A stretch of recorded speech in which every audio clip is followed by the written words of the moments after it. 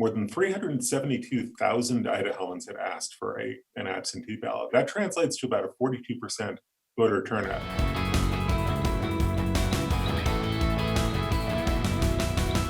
Hi, I'm Scott Leadingham. Thanks for joining us here in the unique Northwest, and it is still a unique time, as we are all well aware. Joining us today to talk about some of the updates coming from the state of Idaho is Kevin Richert of Idaho Education News. Thanks for joining us today, Kevin. Hi, Scott. Thanks for having me back.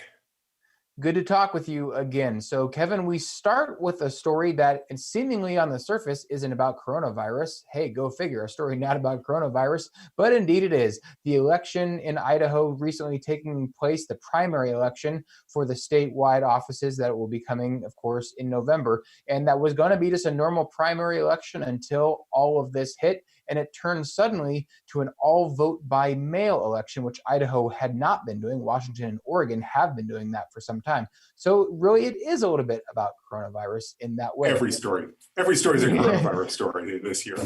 Yeah. So tell us, how have voters responded, and how has the state sort of navigated that sudden change to vote by mail?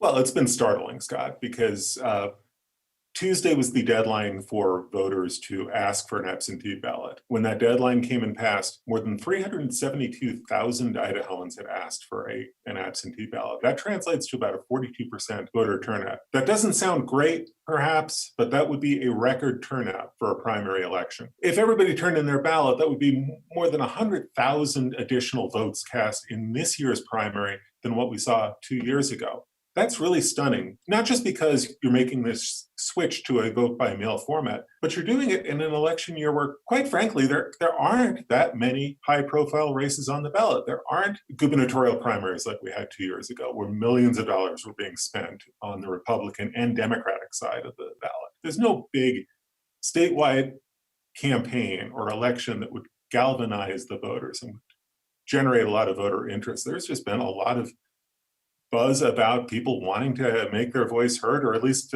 ask for a ballot to, give themselves the option of getting their voice heard.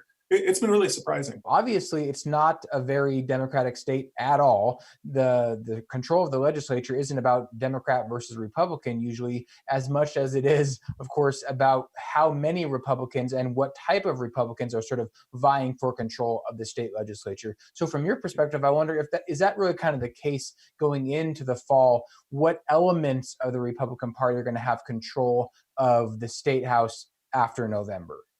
I think you said it there where you said what kind of Republican gets elected, because as a practical matter, the legislature has been overwhelmingly Republican. It'll probably stay that way going into 2021. But this primary is really important because there are between 12 and 15 legislative races that I'm going to watch very closely when we get the results on June 2nd, because those 12 to 15 races can really shift the balance of power within the Republican Party. And right now it's a fairly tenuous balance, especially in the House, between more moderate, more mainstream Republicans who more or less align fairly closely with the leadership in the Republican caucus and more or less closely aligned with Governor Little, versus the more hardline conservative Republicans in that House who have been fairly vocal these past few weeks about the governor and about the governor's response to the coronavirus, who have pushed a very, very conservative agenda in the House.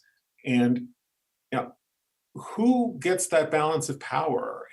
That could be determined in this primary, because you've got a number of races where it's a very clear division, where you've got a more moderate candidate and a more conservative candidate, and you can follow the numbers, you can follow the money, and you can very clearly see which camp these candidates fall into. So,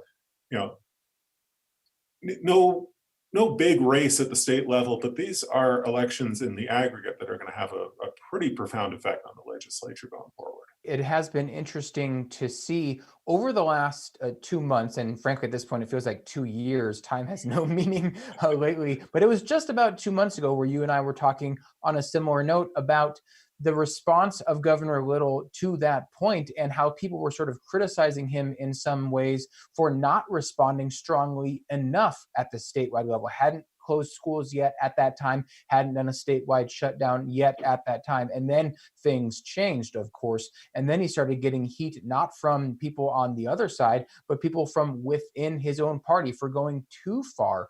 His own lieutenant governor, seemingly supposed to be an ally, was very vocally against a lot of his response so far. I just wonder, what are some of the people from within his own party been saying about Governor Brad Little and his response thus far on the coronavirus front? Well, again, I think it depends on which Republican you ask and which, faction within the Republican Party that person falls under. You know, I think that Little remains popular with his base within the Republican Party, and the polling numbers would suggest that he has pretty strong public support for what he's trying to do. The Idaho Association for Commerce and Industry, an industry group, a business lobby, pretty closely aligned to Governor Little. They released a survey a week ago that indicated pretty widespread support for the governor's response to the coronavirus crisis. I think within the mainstream, he probably still has some pretty solid support for how he's responded to the coronavirus, and pretty widespread support in general. But yes, you're having Republicans on the right who are emboldened to be very outspoken about this coronavirus response. It's not just disagreeing with it, but they've publicly disagreed, and they've kind of tried to jab the governor in the eye over this thing. So yeah, it depends on who you ask, and it depends on how much weight you attach to one Republican's opinion as opposed to another. Yeah, exactly. Always about perspective and context. So, speaking of perspective and context, yours often comes from the field of education because that's really what you cover most closely for Idaho Education News. Right. And so, Superintendent of Public Instruction in Idaho, Sherry Ibarra, has been embroiled in a lawsuit amongst the people and her colleagues on the State Board of Education. Sounds kind of interesting. What is going on with that lawsuit? Well, this goes back to a fight that broke out at the very end of the legislative session. And what the legislature did was it voted to move 18 positions out of Sherry Ibarra's State Department of Education and shift all of these positions and the $2.7 million of state funding that supports these positions, shift all of that over to the State Board of Education. What the legislature said it was trying to do was put all of this data management and IT work under one roof. Ibarra felt like she was blindsided. She feels like she's being undercut, that her constitutional authority as an elected official is being undercut. She's even said that she feels like this is political payback, that the legislature is getting back at her in 2020 for opposing a bill in 2019. So here we are. Last month, Ibarra filed a lawsuit against the state board. She's a member of the state board, by the way, as an elected state superintendent. She gets a seat on the state board. So she's suing her colleagues on the state board. She's suing the legislature, trying to get these positions back. It's a scorched earth lawsuit when you get right down to it, because win or lose, she is taking on folks that she has to work with and build bridges with on a daily basis. It's going to leave some hard feelings and some lingering tension when it is all said and done. The case is on a fast track. The Supreme Court is going to hear it in early June. I think the court will act on this sometime in June because the transfer of these positions and the transfer of the money would go into effect July 1st. So I think the court wants to get this thing resolved in the next few weeks. Well, wrapping it back around to the coronavirus front, Ibarra, the governor, the State Board of Education, which they're all involved in, of course, play a major role in state education across Idaho, K through 12, and overseeing colleges and universities. Kind of unique in that way that the State Board of Education is involved in all of those aspects, K through 12 and higher education. So they're obviously going to be dealing with the return to campus in-person instruction for all grade levels in the fall and how that's going to be rolled out. I don't think, as far as I know at this point, there's some major plan to make sure that happens across every school district, but correct me if I'm wrong. Just generally, how are they approaching that monumental task that, of course, is not unique to Idaho? Every state is dealing with that. At the K-12 level, state officials are expecting to be able to reopen schools in the fall. That's the goal, that's the hope.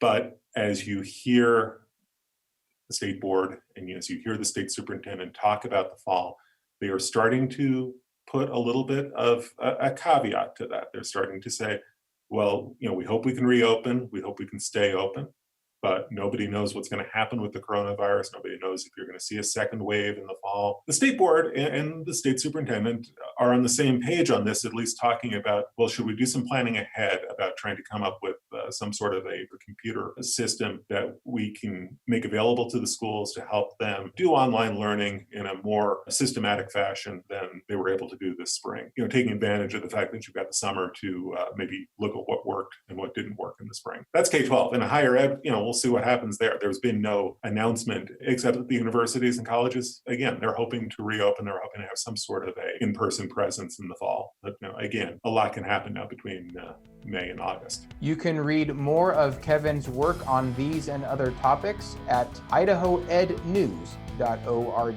And for more Northwest news, come to our website, nwpb.org. Thank you for joining us here in the unique Northwest.